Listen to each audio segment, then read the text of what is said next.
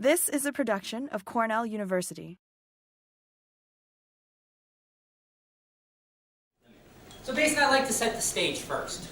So kind of a very colorful, kind of hectic graph. But basically what this is showing is global carbon dioxide emissions. This is time across the bottom. I think you can all see by the pink arrow, this is where we are. In kind of the spaghetti of all these lighter lines, these are possible pathways that people came up with, that society is going to evolve in terms of their carbon dioxide emissions. So basically, the point that I want to make is the red line here is essentially the path that we're on. It's sometimes called the business as usual scenario. And really what it's saying is, here we are, we're emitting about 9 gigatons of carbon per year in 2014. And as we move out, actually not too far, this is not even mid-century, we're basically doubling that. So we're basically set to double our carbon dioxide emissions in a very, very short period of time, 30 years. Also notice that this dashed line that I put across is basically, I guess I was off a little bit. That's basically current day emissions. And really all of these other lines are above that. There's only a few cases that drop below that. So really no matter what scenario you pick, we're basically in the next 30 or 40 years destined to emit more carbon dioxide than we do today. It's only these very, very unlikely scenarios that drop us down. You know, we're going to have some major technological breakthrough. Society, the world in general, including not only the United States, but China and India, are going to have to drastically reduce their carbon dioxide emissions if we hope to be on this line. And if your eyes are really good, basically, even though this is the IPCC estimate of business as usual, we're actually above that trajectory. So we have a higher slope than that. So not really a good picture here for setting the stage. What does that mean? Basically what that means is if we look at a global perspective, we're on the road to a world that looks like this by the end of the century. It looks really, really red. What this is indicating here, I'm in degrees C. Across the Arctic, average temperatures that are 11, 12, 13 degrees warmer, C, warmer than they are today. And if we're maybe more interested in our neck of the woods, we're in the area here of 8 or 9 or 10 degrees C, warmer than we are today. Notice if you look at this map, everybody is orange or red. Nobody is blue. The whole world warms. If I look at this map over here, this is actually that, let's see if I can go back. That's actually more or less this scenario here in blue. Okay, so this is kind of a pie in the sky, boy, I wish we could get here type scenario. And whoops, wrong way. Even if we do that, this map is particularly, it's mostly red. So even if we reduce the emissions to that extent, the Arctic here is going to be warming about 4 or 5 degrees C. New York is on the order of 1 or 2 degrees C. So we're locked into a certain amount of warming. Even if we stopped emitting carbon dioxide today, the climate system has such inertia, the warming of the oceans and things like that, the residual carbon dioxide in the atmosphere, we're locked into a certain amount of warming. All right. I find this to be a particularly kind of compelling graph to kind of just say, oh my God, we're in trouble here. We have to do something. We have to adapt. We have to mitigate. We have to modify our ways. The blue line here is the observational record of temperature for central New York, basically a grid box from a climate model. And the red and the yellow graphs are 2 carbon dioxide emission scenarios. So basically the red is the higher emission scenario, basically again, doubling CO2 by mid-century, almost quadrupling it by the end of the century. And the yellow isn't quite that pie in the sky, really low scenario. It's more of a modest scenario. It basically puts us where we end up to, basically same CO2 emissions today in 100 years as we are today. Goes up a little bit mid-century, but then pops back down. Okay, so in the net, we're accumulating more carbon dioxide. So we see that over the next 40 or 50 years, these 2 lines are right on top of one another. Again, an idea of the inertia in the climate system. What we do right away doesn't really affect the climate until, basically 50 years out. That's when those lines start to diverge. So again, we're locked into a certain amount of climate change regardless of what society does. But more importantly, importantly, these two arrows that come down, kind of hovering around 2050, represent the time when the new record with climate change basically exceeds anything we've seen in the past. So what I mean, these points, if you look at this point here and I guess this point here, these years are the coldest years in this future record, but these years are warmer than any year we've seen in the past. Okay, so basically, essentially, we're in a new climate regime. The year that we would say is the coldest, and oh my God, it's cold here in New York, is actually warmer than any year we've seen in the past, based on these projections from two climate models under two greenhouse gas scenarios. So that's not, again, not something that we want to see. Whoops, I forgot I had animation. I'd also like to set the stage. You know, I work with a number of people that are looking at climate impacts and things like that. And I end up getting a lot of questions. Like, I mean, I know not to actually, whenever I talk to a fruit growers group or something like that, they say, how is climate change going to affect hail? Hail is the thing that really, you know, does in my apple crop, does in my peach crop. We can put up these hail nets. Should that be the type of thing that we use for adaptation? So spend a little bit of time to kind of describe this. This is out of a paper that myself and a few colleagues put together in the bulletin of the AMS about a year ago. What we did was basically assess the ability to detect different changes in the climate system. So really you can kind of view this horizontal axis is how good are our observations of these phenomena. How well can we look at the historical record and say, yeah, there's been a trend in temperature. Yeah, there's been a trend in precipitation. And then the vertical axis is really our understanding of the knowledge, you know, kind of the cause and effect type of thing. So if I look up here and I look at something like precipitation or heat waves and cold waves, prolonged periods of hot and cold, our observational record of temperature and precipitation is actually pretty good, so it falls up here. And also, our understanding of the causes why an increase in greenhouse gases would cause temperature to go up, precipitation to go up, is fairly good. But yet I might contrast that to these things that kind of fall on this end of the scale, things like hail or tornadoes or ice storms. Here, we don't have a very good observational record. You know, basically, ice storms are events. We have to, you know, the newspaper has to report it. Somebody has to call that in to the Weather Service before it gets into the record. So our historical record of something like that is not very good. And likewise, our understanding, how is climate change going to affect something like that? Very, very, very, very poor in this case. So I pick on ice storms because, you know, you can imagine an ice storm, you know, even from your experience of ice storms around here. It's really a narrow, narrow band of meteorological conditions that have to come together just at the right time, just at the right levels of the atmosphere to cause an ice storm. So kind of using a climate model to project what's going to happen in that very, very narrow range of conditions is very, very hard. So I would say, boy, you're out of luck if you really care about this. I mean, I might as well take, again, I'll pick on Stewart. Stewart's leads where, I don't know, I'll throw the dart at the dartboard for things like this. But when we move up here to things like temperature, precipitation, floods, droughts, cyclones, you know, we have a better understanding of why those are occurring and a good historical record of seeing what those changes are. So let's quickly look back at what we've seen in the record. We've seen, and basically these, the next set of figures are basically specific to the Northeast.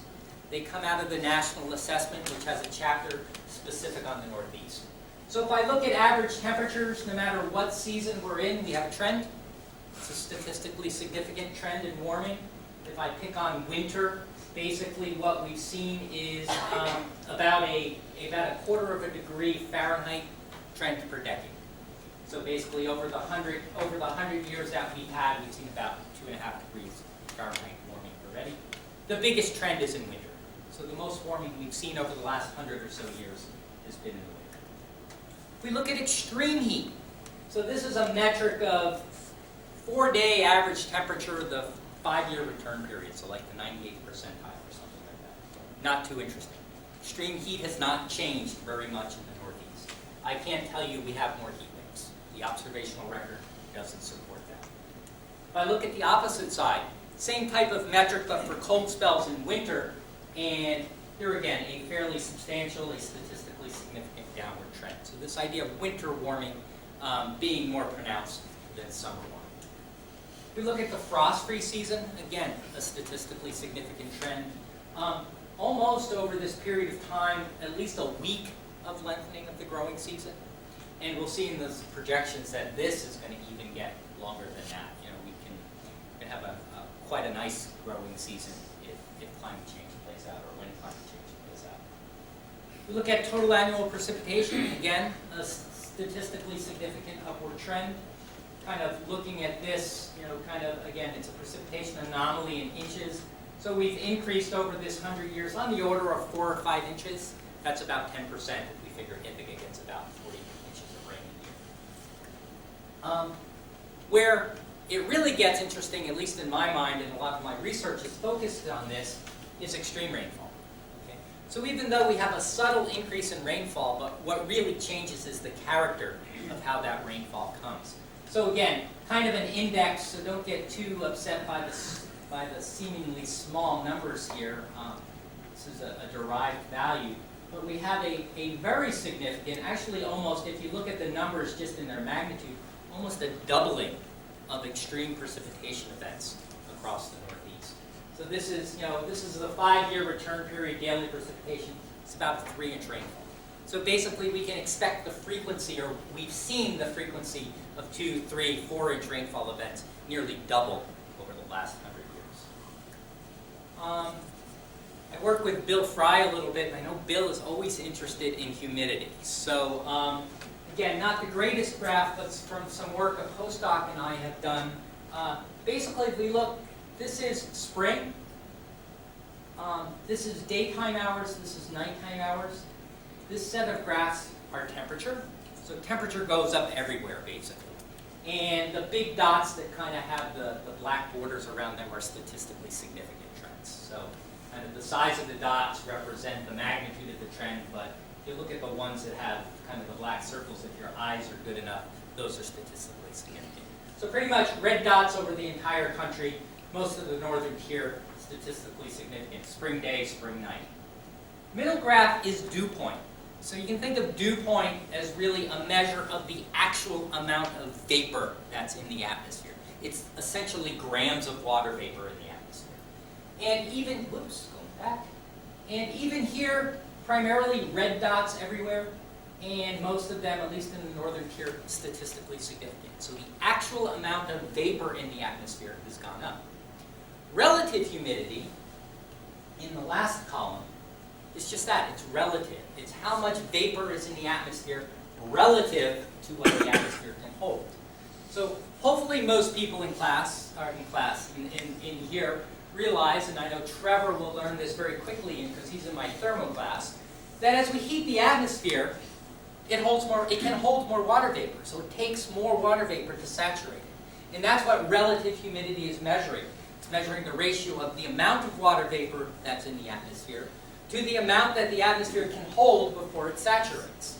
So these two things taken in concert with one another actually show a decrease in relative humidity. In most cases, blue dots, and actually over the Northeast here, a lot of circled dots, significant blue dots, a drop in relative humidity. So basically, the atmosphere warms so much, and even though the vapor goes up, it doesn't go up enough to cause it to change its relative saturation in terms of relative humidity.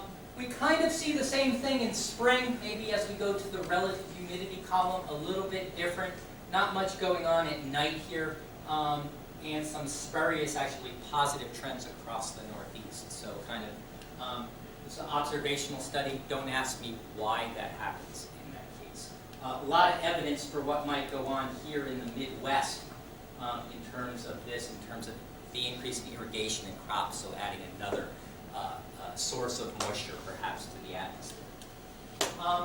And then last, I think my last slide for looking back is days with snow cover. And I know, this is to me remarkable. This is the number of days that have at least an inch of snow on the ground in winter. And if we look at over kind of an older graph, but over a 30-year period, that number of days has declined by more than 30 years, 30 days. So, 30 days fewer during winter when we have at least an inch of snow on the ground. All right, so what does the future hold? And to say what the future holds, we need to ask a model. Okay? And unfortunately, most meteorologists, most climatologists are more like Sheldon from Big Bang, so our models look more like this than in the previous slide. So lots and lots of math. And essentially, these equations that go into, it's just a smattering of them. Really, the idea is if we look at the climate system, this cartoon is the climate system, all of these things we need to basically depict, represent mathematically. So not only, the amount of wherever it is, carbon dioxide in the atmosphere, but how do changes in the sun's input vary? What's the chemistry that's going on in the atmosphere? Not only with CO2, but a whole range of different gases, aerosols. When do the volcanoes go off? They have an effect on the climate. How does the biosphere interact with the atmosphere? What happens in the clouds? So again, you can kind of see lots and lots of math equations to make this happen, and lots of kind of integrated systems that need to talk to one another, things that happen on different scales, etc., etc. And then kind of just maybe a history lesson, kind of the evolution of these models. Okay, so in basically my time from grad school till, I guess I have to extend this graph to today, these models that we use to simulate what the climate's going to look like in the future have really evolved a lot in terms of their complexity and also the components of the system that factor into it. Early on here, we had the atmosphere. The model didn't even know about the ocean, basically. It wasn't until, really we moved into the early 90s that the ocean was actually part and an interactive part of the model. And as we move today, you can see the whole range of things. The carbon cycle is affected. So as we warm the tundra and the methane gets released, that's something that the model knows about. It's interactive, it's dynamic in the model now, as opposed to something I have to specify or guess at in the model. So the model works on a bunch of grids. Basically, global climate models have a resolution on the order. The latest kind of state-of-the-art models as a round number, a degree of latitude by a degree of longitude for these grids. The models know about one value for these boxes, right? So there's one value of temperature for a box. There's one value of elevation for a box. So basically, it's an average over that 1 degree by 1 degree. Grids go up into the atmosphere. Grids go down into the ocean. Sometimes the grid size varies. So if we want to specify processes maybe near the surface of the ocean that occur in a shallower level, the boxes might be a little bit narrower there than they are in the deep ocean, where it really doesn't matter over hundreds of kilometers of depth. You can say the same thing in the atmosphere, some surface soil layers. So basically working on boxes. And maybe even here I'm going to mention clouds, because clouds are clearly one of the biggest sources of uncertainty because they fall between the cracks. We have these large grid boxes in the GCMs. The physics are well represented at those scales, kilometers, hundreds of kilometers maybe. But when we look at something like clouds, to get the physics right, we need to be on micrometers, 10 to the minus 6th as opposed to 10 to the 3rd or something like that. So a very hard mismatch in scale to get the physics right in, say, something like a cloud and have it talk climate model. And also clouds tend to occur on smaller scales than these grid boxes.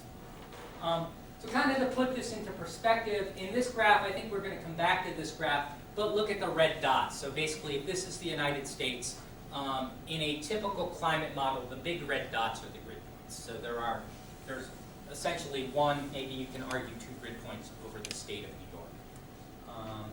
If we look at the United States in a typical state-of-the-art today, present-day climate model, it looks something like this. Those are its borders. Whoops, missing Florida. Most of the Great Lakes are missing. There's one grid point over Lake Superior, so that's what the lakes look like to the models. So you can see a very crude representation at the GCM scale. And this is a reflection of topography. Again, if I go back, the model only knows about one value for each of these red dots, so it's not surprising that the Rocky Mountains look like a hump as opposed to the Rocky Mountains. And actually notice very little here over the Appalachians at the GCM scale. So typically what is done nowadays is something that's called downscaling. So it's nice to have these global models. It's nice to say, boy, the global temperature is going to change by this much over the next 100 years. But when we start to talk about impacts and adaptations, people really don't care about these large GCM grid boxes. They want to know, I picked Europe here, basically what's happening in New York, or what's happening in the wine growing region of New York. So really kind of really focused type data. So the way we do that is downscaling. And there's really two ways that we can downscale climate model data. We can do it statistically, basically using regression or some statistical model to link the large-scale climate model variables to the local-scale climate conditions that we're interested in.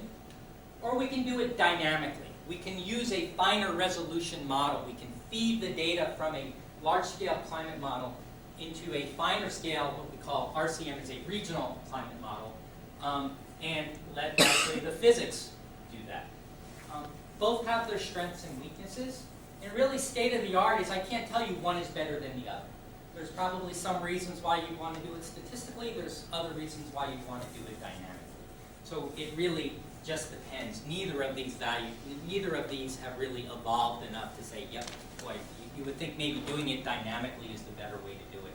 But in the end, you really don't see that in terms of that. So again, a few words of uncertainty. And basically, there's a whole cascade of uncertainty when we're looking at maybe going from what the climate is going to be like to, or what the climate is, to what are the impacts going to be, or how should we adapt, right? We have, think of the graphs that I've showed so far. We have uncertainty into how our CO2 emissions are going to evolve. So basically, what's society going to look like? And how, given that society looks like something, how is our CO2 emissions going to evolve, right? We could still be a very economically driven society, very consumeristic society, but maybe we're going to do it with renewables as opposed to fossil fuels. Or maybe we're going to become a more sustainable society and we have a blend of fuels as opposed to going totally to renewables. And clearly uncertainties in the global models, clearly uncertainties in the downscaling techniques. If I gave you a set of downscaled data, what would you do with it? You'd probably put it into some model of some plant pathogen or some yield model or something like that. And hopefully, unless I'm mistaken, your models have uncertainties as well, right? So there's another level of uncertainty there. And then the adaptation response. So, okay, yeah, maybe the plant's going to respond this way, and then I have to adapt to it, and there's uncertainties in that adaptation model. So a whole cascade of uncertainties from, if you think this is uncertain, by the time you get down to here, you might as well say, forget about it, but that's not the case. All right. So real quickly, how is this downscaling done? And there's a number of different ways to do it. Perhaps the most simple is called the delta method. And really, this is what we used in the New York State climate assessment, the climate report. It's really just based on the mean. And really what it does is it takes the climate model temperature for some historical period. So these climate models aren't only run into the future, they're also run into the past, all right? They're run backwards, all right? So the physics are allowed to run backwards. So the climate model has some estimate of what the climate looked like, say, in this base period. And then it also has a projection for what it looks like, say, at the end of the century. And all the delta is very simple. It's the mean. It's the difference in the mean of those two distributions, the historical model distribution and the future. And then to downscale the data, I maybe find the station I'm interested in or the grid I'm interested in if I have an observed gridded database. And I say, all right, here's where I am in this base period. And I add the delta to it, and that's what I have in the future. So again, not rocket science here. But basically all it is saying the climate model changes by this much in the mean through time. I'm going to add that to the current value. This is what we used in the New York State assessment. You can do this monthly. You can use it daily. If you use this daily, I might say, well, the climate model in July increased its mean temperature by 5 degrees. And if I want to get a daily series of the future, I might go back to July's at a station in the future and every day add 5 degrees to that temperature. So I don't change the variance at all. I don't change the day-to-day change. I just make everything warmer. This is what's done sometimes. Obviously, that's not state-of-the-art, and pretty much most of the statistical downscaling, kind of a busy graph here, but what you might expect. It takes some set of predictor variables. It may be temperature at that large GCM scale. Then it develops some type of a relationship using a statistical model, either a regression, an analog approach, a neural network, or something like that, to derive a statistical relationship, a statistical model, to get you the downscale value. So you might start off with temperature at the GCM scale, do your statistics, and end up with temperature in Ithaca, let's say. Or maybe instead of temperature, I take the bigger picture. I become a meteorologist and I say, okay, this is what the weather map looks like. This is what the heights are. This is what the amount of moisture in the atmosphere is. And I use those as predictors through some statistical technique, and I get temperature or snowfall or precipitation or humidity. That, for that, everyone get that basic concept there, I guess?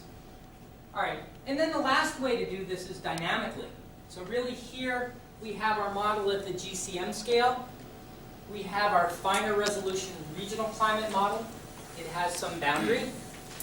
And really, it's the GCM that feeds in and gives this model its boundary conditions. Okay, so the data that's input to this finer scale, which might know, at least in my picture, here about the Alps or the United States, about the Rockies or the Adirondacks, or the Great Lakes, right? Because remember, the Great Lakes really aren't a climate model. This regional model is able to resolve that scale. The boundary conditions feed into the edges.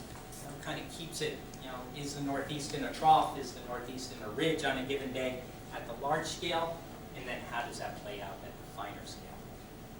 So if we look at it this way, here's the typical U.S. boundary in a regional climate model. So again, you can see that increase in resolution. We kind of have Florida, kind of see most of the Great Lakes, although I would argue Ontario and Erie aren't really represented. No Finger Lakes, okay, so again, not kind of keeping the scale there.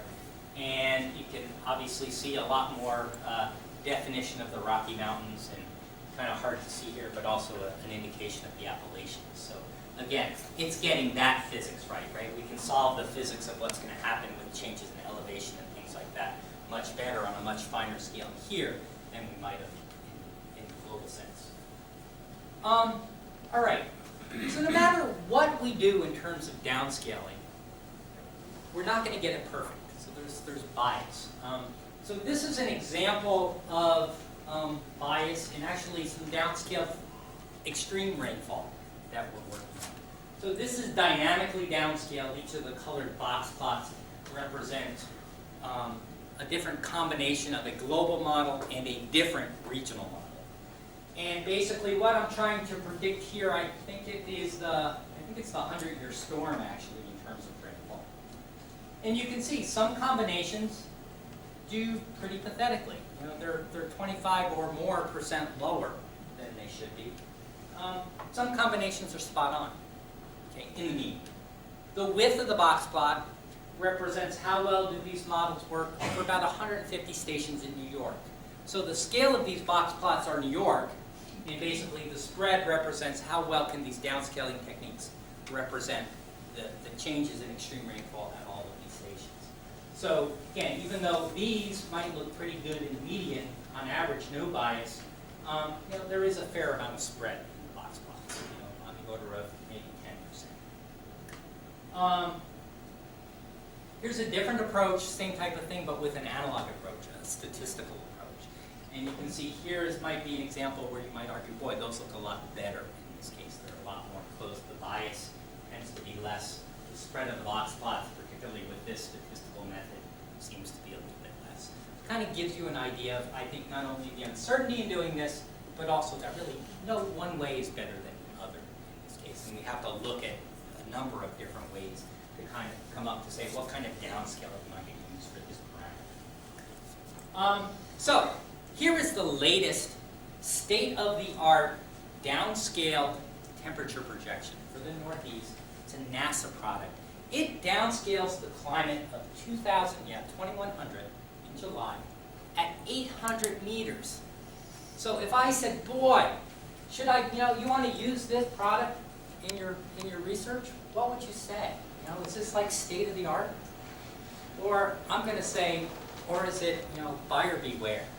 Okay, so the point that I want to make here, yeah, it's easy to downscale to whatever scale you want, but there's only so much data. You can, I can slice and dice the current observations down to 100 meters if I want, but are you going to believe, that value? I worked with Alan Laxo a little bit and his temperature sensors in the Finger Lakes. Just looking at vineyards and slopes down to the lakes, and even with the data, how hard it was to try to model that. And here, okay, yeah, you can go on the web and find this downscale product at a resolution of 8 football fields, and you can believe it or not. And just as an example, again with these downscale products, this is no different from really what we do in weather forecasting. Okay, so you watch Dave Eichhorn or Wayne Mahar, God forbid, or something like that, and essentially, when they're looking at what goes on in the Finger Lakes or in the Great Lakes, they're really doing a form of this dynamical downscaling. They're taking a large-scale weather forecasting model, and then they have a regional model that knows about the Finger Lakes, knows about the Great Lakes, and things like that. So my example is, since it rained on Saturday morning, I put together my talk Saturday morning, and this is a weather forecasting model for Saturday morning. And I was thinking, how much did it remember it rained Saturday morning? So basically what I did was, how much did the model predict was going to fall in Ithaca versus how much it actually did? So this example, spot on. Okay, spot on. But oops. God, darn it, messed up my, anyway. But if, it's spot on in Ithaca. But if I look, say, a different spot, if I look up at Messina, the model was predicting 0.55. It only got 0.06. So again, this idea of the fineness of the models that you look at, you're still going to have, they're not going to be accurate. So this increase in resolution doesn't necessarily mean higher accuracy. So anyway, now back to the future. So what is the temperature going to look like? Okay. So a number of slides that come out of the national assessment, basically.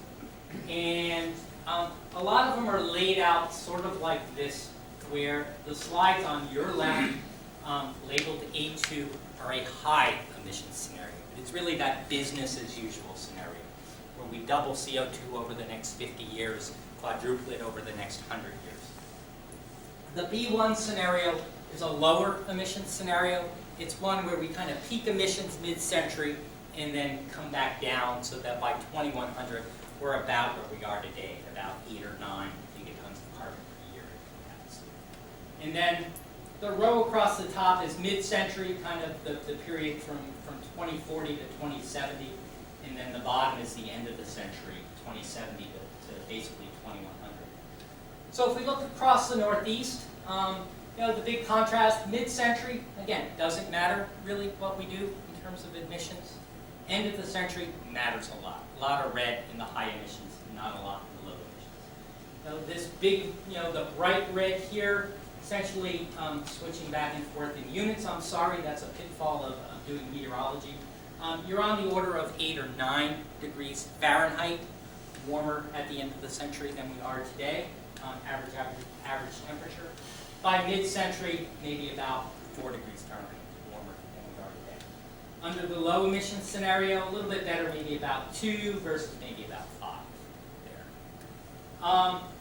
Now, unfortunately, when the national assessment was done, it was done on an older generation of climate models. So the newer model runs for the International Panel on Climate Change were being run at the time the U.S. did the national assessment. So kind of looking at this, and I know this is not a great graph, but what this is intended to show is the difference between the older generation of climate models that the national assessment was based on versus the early runs of these new models that are going into the IPCC. And if you look at this graph, especially across the Northeast, it's kind of yellow and orange. Yellow and orange are a number greater than 1, so what that says, the newer models show an increase in the warming as opposed to the older models by about a degree. The warming projected occurs across all seasons. So this idea of looking at the past observations and saying most of the warming has been in the winter doesn't play out as we go into the future. As we go into the future, the amount of warming in the winter is really just about the same, if not a little bit less than what we see in the summer. We look at very hot days in the future, they get hotter. So these are the number of days that have a maximum temperature greater than 95. So if I look kind of here in our neck of the woods, that number goes up by about 4 to 5 days. And most people who've lived here in Ithaca know that a day above 95 is not unheard of, but very, very rare. But what this is saying is that on average, by kind of mid-century, we can expect about 4 or 5 of those days. If you're down here in my neck of the woods where I grew up in New Jersey, you're talking about 14 or 15 more of those days per year. Very cold days become a lot less, so kind of a misnomer here in color, but if I look up across the North Country in the Adirondacks, these are days with the minimum temperature below 10 degrees Fahrenheit, and we see a decrease of about 20 to 25 of those days. So these very, very cold days become less. Again, that whole distribution shifting over. Freeze peak period increases by about 3 weeks by the middle of the century, middle and end of the century. Relative humidity, again, sorry for a fuzzy graph, but notice the dots. The blue lines are the 0 lines. So basically here, this is the Western North America, this is Central North America.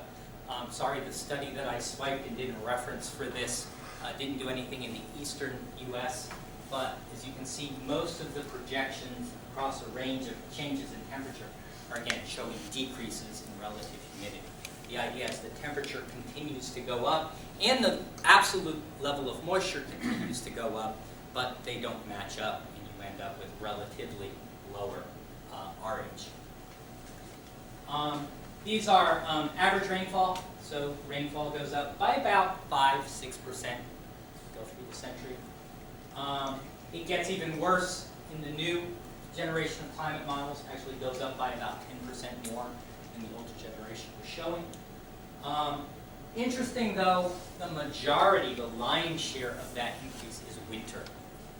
We look at summer, in all of the models and all of the scenarios, it's basically a wash. It's saying, it can easily get higher or lower in the summertime. So essentially you can say summer stays about like it is, but all of this increase in rainfall is really a wintertime phenomenon, which again, meteorologically, it makes a lot of sense if you kind of think about the winters getting warmer and being able to hold more water vapor and have big rainfall events.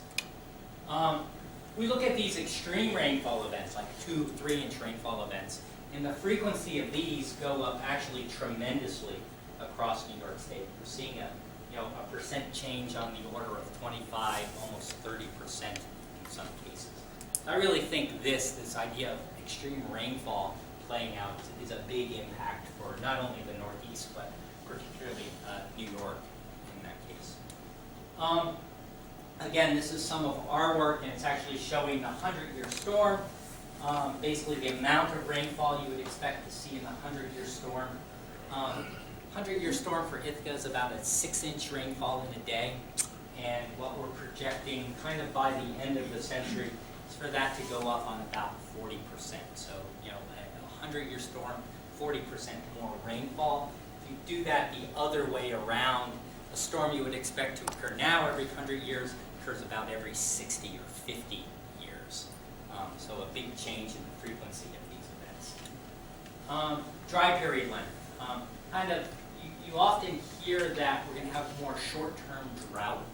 And that kind of plays out for the southern part of the region, but as we move across New York, this kind of blue to brown transition is essentially 0. So this idea of shorter-term prolonged dry periods with no rain really doesn't play out, but that doesn't necessarily say that the amount of rain you get in these events kind of goes up. It's just that it rains, right? So the period of time between rainfall events. So you can imagine, even if this doesn't change, but if you're rainfall events are a half an inch versus a tenth of an inch, that makes a big difference in terms of the ag impact. So I think that was, all right, so kind of being almost right on time, just some closing thoughts. So the first thing is uncertainty. Downscale projections are not fact. They're a guide, they're a gauge, they're the best we have. So I'm not saying don't use them, but I'm saying beware of the uncertainty. And then also kind of my pet peeve, finer resolution does not mean better. It just means we diced it a little bit finer. Basically all of the downscaling represents changes in the mean. Really doesn't talk about changes in the variance. And these are actually some runs from actually the last national assessment that first started to look at changes in variance. And these are an average over a bunch of models, and say basically in some seasons, in some periods of time, the variance goes up, in others it goes down. Maybe you looked at this and you had at least one kind of cohesive message on this as well. Maybe summer and fall have higher variance and maybe winter has a lower variance. The point that I want to make is don't necessarily read into this too much, because if I had a different graph and actually showed the variance change in the different models, basically they're all over the place, and these are just the means that are coming out that way. And this is very important. I mean, we're actually doing some work on frost risk and kind of looking at the risk of frost damage to crops as the average temperature goes up. And essentially, as the average temperature goes up, the risk of frost doesn't really change that much. All it does is it happens at a different time of year. So there's still, I don't know, if there's a 10% chance that this stage gets zapped by frost currently, there's still a 10% chance that that happens in the future. Instead of happening in May, it might happen in April in that case. So basically the whole cycle is kind of just earlier and earlier and earlier. But if you superimpose a change in variance on that, and actually a very small change in variance, something on the order of 5 or 10%, you get a huge difference in frost risk. So here's an example of a potential impact of climate change. Some people say frost risk is going to go up under climate change, which I don't necessarily agree with. In kind of doing this to see that, it's really something that's being driven by the changes in variance as opposed to changes in mean, something that we don't have a very good handle on, particularly in our downscale data. And so basically, just to leave it, obviously the climate is changing. We have to adapt. Again, remember, our emissions are obviously important for future generations and the magnitude of the event, but regardless of what we're going to do, we've got to adapt. So it worked out pretty well. So I think we have some time for a few questions.